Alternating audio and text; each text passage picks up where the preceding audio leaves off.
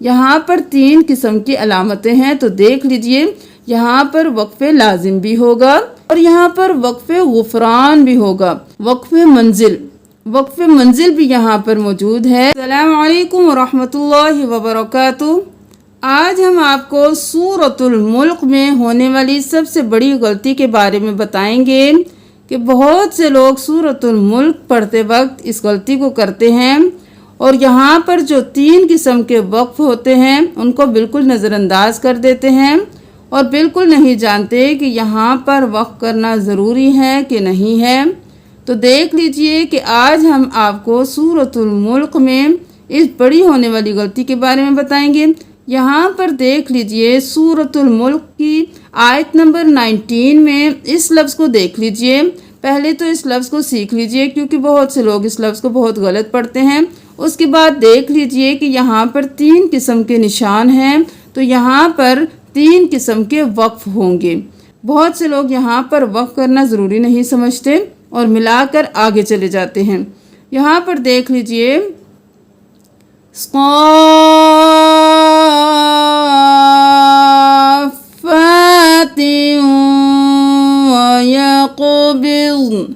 यहाँ पर सौफात पढ़ देते हैं, लेकिन ये बहुत बड़ी गलती है। यहाँ पर फ़ा के ऊपर तशदीद है, तो फ़ा को हम 2 बार अदा करेंगे।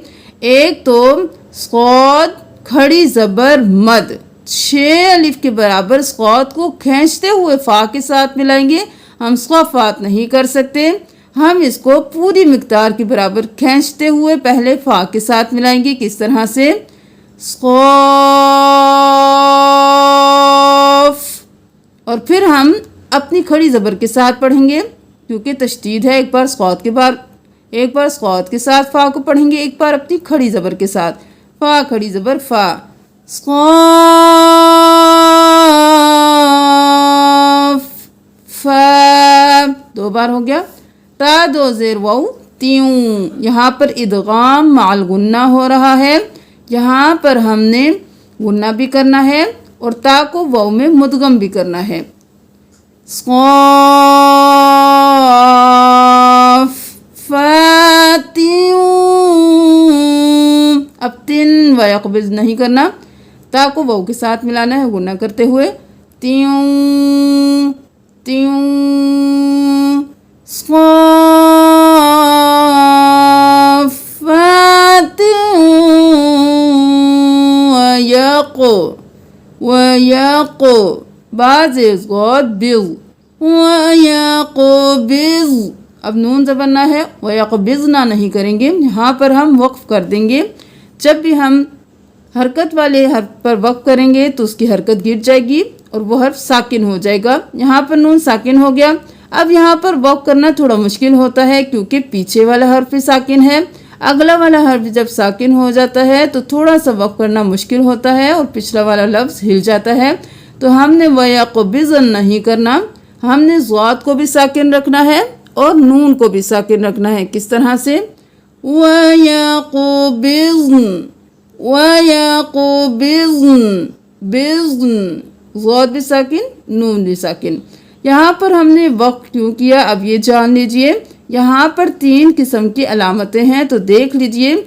यहाँ पर वक्फ़े लाजिम भी होगा कि हर हाल में वक्फ़ करना ज़रूरी है, लाजिम है, और यहाँ पर वक्फ़े गुफ़रान भी होगा।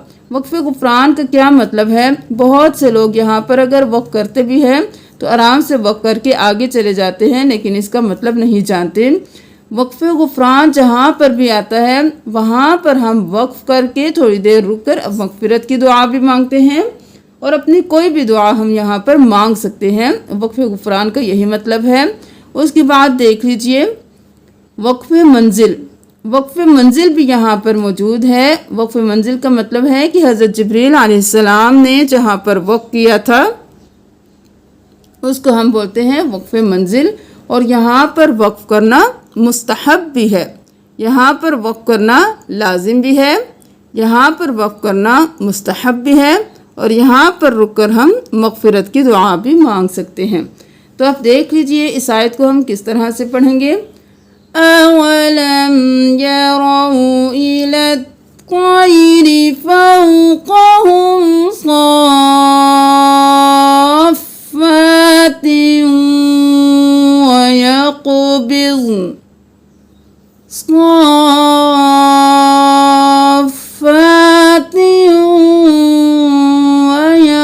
يقبضن ما يمسكهن